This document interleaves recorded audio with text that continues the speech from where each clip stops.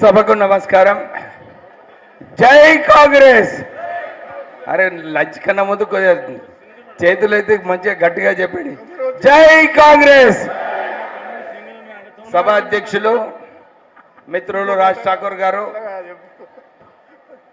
నేను అసెంబ్లీలో చూశాను, తర్వాత మొన్న శ్రీధర్ బాబు గారితో కొట్లాడి నాకు నా ప్రాంతానికి నీళ్లు కావాలి, నా ప్రాంతానికి పవర్ ప్లాంట్ కావాలి, నా ప్రాంతానికి ఒక ప్రాజెక్ట్ కావాలి, పత్తిపాక ప్రాజెక్ట్ ఏదైతే ఉన్నదో రావాలని చెప్పి వారు కొట్లాడి ప్రభుత్వంలో నా ప్రాంతాన్ని అభివృద్ధి చేయాలని చెప్పి కష్టపడుతున్న రాజ్ ఠాకూర్ గారు, అలాగే మన ప్రియతమైన నాయకులు పెద్దలు గౌరవనీయులు శ్రీధర్ బాబు గారు, వారు ఎప్పుడు కూడా పదవిలో ఉన్నా లేకున్నా ప్రజలతో నుండి కార్యకర్తలను ఎప్పుడు కూడా ప్రోత్సహించి ముందుకు తీసుకువెళ్తున్న పెద్దలు మంత్రివర్యులు శ్రీధర్ బాబు గారు, అలాగే మన పెద్దలు ప్రేమ్ సాగర్ రావు గారు మంచిర్యాల్లో అతిపెద్ద మెజారిటీతో గెలిచి అక్కడ కార్యకర్తలకు ఎప్పుడు ప్రోత్సహిస్తూ ముందుకు వెళ్ళిన ఎమ్మెల్యే గారు, ఇప్పుడే పెద్దలు వినోద్ గారు వారు చెన్నూరులో జైపూర్ పవర్ ప్లాంటు అనేకమైన అక్కడ 1200 కోట్లతోని కష్టపడి చెన్నూరు నియోజకవర్గ అభివృద్ధి చేసిన ఎమ్మెల్యే గారు, అలాగే పెద్దలు విజయ రమణారావు గారు పెద్దపల్లి నియోజకవర్గంలో అందరినీ ఒక తాటిపై తీసుకొచ్చి అక్కడ అపోజిషన్ లేకుండా చేసిన మన పెద్దలు విజయ రమణారావు గారు, అలాగే మన పెద్దలు వెంకట్రావు గారు, బాబర్ సలీం పాషా గారు, మన ఐఎన్టీసీ సీనియర్ నాయకులు minimum board chairman Janak Prasad గారు, అలాగే మన సిటీ కాంగ్రెస్ అధ్యక్షులు బొంతల రాజేష్ గారు, ఎవరైనా పేరు రాదే మన ప్రోటోకాల్ సీనియర్ నాయకులు వేణుగోపాల్ గారు, మా నాన్నగారితో పనిచేసిండ్రు వాళ్ళ నాన్నగారు, వాళ్ళు ఎప్పుడు కూడా ఈ ప్రాంత ప్రజలకు అందుబాటులో ఉంటూ పనిచేసిన పెద్దలు వేణుగోపాల్ గారు. కిసిగా మిస్ కరా సాబ్. ఇక ఈ కార్యక్రమంకి వచ్చిన పెద్దలందరూ మన కార్యకర్తలు మీరందరూ కూడా పెద్ద ఎత్తున వచ్చి మన గడ్డం వంశీని గెలిపియాలని మర్చిపోయినా, వంశీ పేరే మర్చిపోయినా, వారిని గెలిపియాలని ఇంత పెద్ద ఎత్తున మీరందరూ వచ్చారు. ఎక్కువ మాట్లాడను, 2 అంశాలే మాట్లాడతాను. మొన్న రాహుల్ గాంధీ గారు మన దగ్గరికి వచ్చి మేనిఫెస్టో రిలీజ్ చేసినప్పుడు అప్పుడు ఒక రిపోర్టర్, మన స్నేహితులు ఒక రిపోర్టర్ అడిగినారు, ఏంటి మీరు ఇన్ని వాగ్దానాలు చేస్తున్నారు, నిజంగా కాంగ్రెస్ పార్టీ ఈ వాగ్దానాలు అమలు చేస్తుందా లేదా అని చెప్పి వారు ఒక ప్రశ్న వేయడం జరిగింది. నేను మన సోదరులందరికీ కూడా ఇక్కడ ఒకటి విషయం గుర్తు చేస్తున్నాను. 1992లో మన దేశం ఆర్థిక పరిస్థితి సరిగా లేనప్పుడు అప్పుడు మన్మోహన్ సింగ్ గారు ఆర్థిక శాఖ మంత్రి వర్యులు ఉన్నారు. ఎకనామిక్ రిఫార్మ్స్ తీసుకొచ్చి ఈ దేశాన్ని కాపాడడం జరిగింది. అలాగే మీ అందరికీ తెలుసు, మన గోదావరి కని ప్రాంతంలో మనందరికీ పట్టాలు కావాలంటే అప్పుడు కాకా వెంకటస్వామి గారు, మంత్రి శ్రీధర్ బాబు గారు, రాజ్ ఠాకూర్ గారు, మన దివంగత నేత రాజశేఖర రెడ్డి గారు, వీళ్ళందరూ కూడా మీ అందరికీ చెప్పినట్టుగా 27,000 పట్టాలు మీకు అప్పుడు ఒక్క నెలలోనే మీ అందరికీ అందజేయడం జరిగింది. అప్పుడు కాకా వెంకటస్వామి గారు కూడా అన్నారు, నాకు ఎంపీగా మీరు గెలిపిస్తే రామగుండం ఫర్టిలైజర్ ప్లాంట్ని రీఓపెన్ చేపిస్తానని చెప్పి అప్పుడు మీ అందరికీ వారు మాట ఇవ్వడం జరిగింది.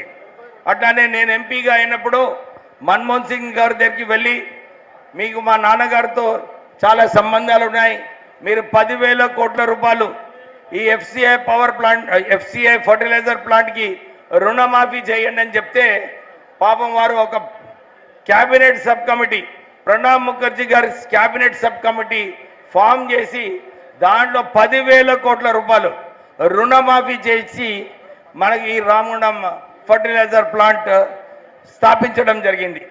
దీనిలో మనకు 5,000 ఉద్యోగాలు కల్పిస్తున్నారు. అంతేకాక ఇప్పుడు రాజ్ ఠాకూర్ గారు చెప్పినప్పుడు అక్కడ చాలా అవకతవకలైనాయి. మన ప్రాంత ప్రజలకు ఉద్యోగాలు కల్పించాలని చెప్పి మనం అందరం ప్రయత్నం చేస్తుంటే అక్కడంతా గందరగోళం చేసి మన ప్రాంత ప్రజలకు అన్యాయం చేయడం జరిగింది. ఇవన్నీ కూడా మీరు చూసుకుంటే కాంగ్రెస్ పార్టీ ఎప్పుడైతే వాగ్దానం ఇస్తుందో అన్ని వాగ్దానాలు నిలబెట్టుకుంటుంది. మొన్న 6 గ్యారంటీ కార్డులు కూడా 5 గ్యారంటీలు ఆల్రెడీ అమలు చేయడం జరిగింది. మీ అందరు చూస్తున్నారు. రేవంత్ రెడ్డి గారు వారు ఒక కంకణం కట్టుకొని ప్రజల పాలన చేయాలని చెప్పి వారు ఈ రాష్ట్రాన్ని ముందుకు తీసుకెళ్తున్నారు. మనం చూసినాము.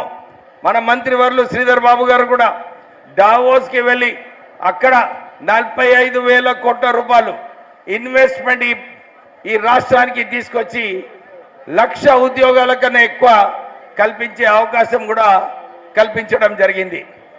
మీరందరూ కూడా ఇదొక మంచి సమయము. ఈ పార్లమెంట్ ఎలక్షన్లో బీఆర్ఎస్ పార్టీ నేను ఆశ్చర్యపడిపోయాను. అన్ని చోట్ల కూడా అందరు బీఆర్ఎస్ పార్టీ నుంచి అందరు కూడా రాజీనామా చేసి కాంగ్రెస్ పార్టీలో జాయిన్ అవుతున్నారు.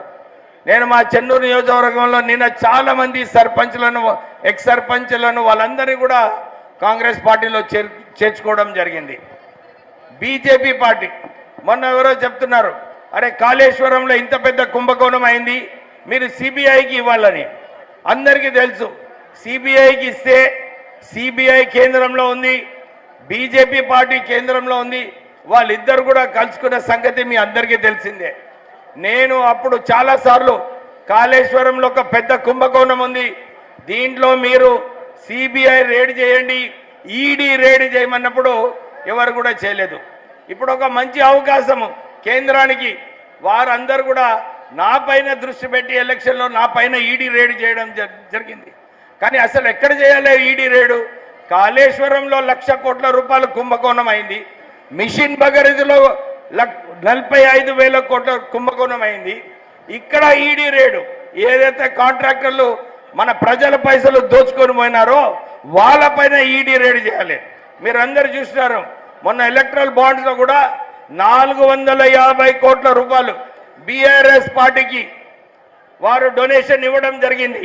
అంటే 450 కోట్ల రూపాయలు ఎవరి ప్రజల పైసలు ఈ దుర్వినియోగం చేసి టిఆర్ఎస్ పార్టీ వాళ్ళు కమిషన్లు దోచుకోవడానికి వాళ్ళకి ఈ ఎలక్ట్రల్ బాండ్స్ ఇప్పించడం జరిగింది. ఇదొక మంచి అవకాశము. మనం ఈ పార్లమెంట్ ఎలక్షన్లలో ప్రత్యేకంగా రామగుండం ప్రజలందరికీ కూడా మీకు గుర్తింపు చేస్తున్నాను.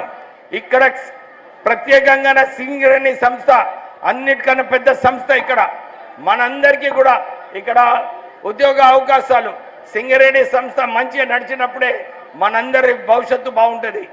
మనకు ఈ సింగరేణి సంస్థ మన గౌరవ ముఖ్యమంత్రి వర్యులు రేవంత్ రెడ్డి గారు, అలాగే బట్టి విక్రమార్క గారు, శ్రీధర్ బాబు గారు వీళ్ళందరూ కూడా ఇదే నిర్ణయించుకున్నారు. సింగరేణి సంస్థలో మన కాంట్రాక్ట్ వర్కర్స్ ఉన్నారు, వీళ్ళందరికీ కూడా మంచిగా ఏదైతే కాంట్రాక్ట్ జీతాలు ఉన్నాయో, ఇంతకుముందు కూడా రాజ్ ఠాకూర్ గారు మొన్న అక్కడ సింగరేణి గెస్ట్ హౌస్ ఇనాగ్రేషన్ ఉన్నప్పుడు కూడా ఈ అంశం లేవడం జరిగింది. మీరు కాంట్రాక్ట్ ఉద్యోగాలకు జీతాలు పెంచాలని చెప్పి కూడా డిమాండ్ చేయడం జరిగింది. ఇది కేవలము మన రాష్ట్ర ప్రభుత్వం ద్వారానే అవుతుంది. ఈ ప్రాంత ప్రజలందరూ కూడా గమనించాలి, ఇక్కడ రాష్ట్ర ప్రభుత్వం ద్వారానే మనకు అనేకమైన భవిష్యత్తులు ఉంటాయి. మీరు కాంగ్రెస్ అభ్యర్థిని గెలిపించండి. మనమందరం కూడా అందరు కాంగ్రెస్ ఎమ్మెల్యేస్ ఇక్కడ సింగరేణి సంస్థకు చెందిన ఎమ్మెల్యేస్ అందరం కూడా సింగరేణి సంస్థ మీద ఒత్తిడి చేసి మనకి ఏదైతే లాభాలు రావాలనో, మనకి ఏదైతే పనులు కావాలనో ఇవన్నీ కూడా సింగరేణి సంస్థ ద్వారా మనం చేయించుకోవచ్చు అని చెప్తూ మళ్ళొకసారి మీ అందరికీ భరోసా ఇప్పిస్తున్నాము. ఎప్పుడైతే మా నాన్నగారు ఇక్కడ ప్రాంత ప్రజలకు అనేకమైన సేవలు చేశారో, అలాగే వంశీకృష్ణ కూడా మీ అందరికీ కూడా మంచిగా సేవలు చేసి ముందుకు వెళ్తాడని చెప్పి మీ అందరికీ భరోసా ఇప్పిస్తూ ముగిస్తున్నాను. జై కాంగ్రెస్, జై హింద్.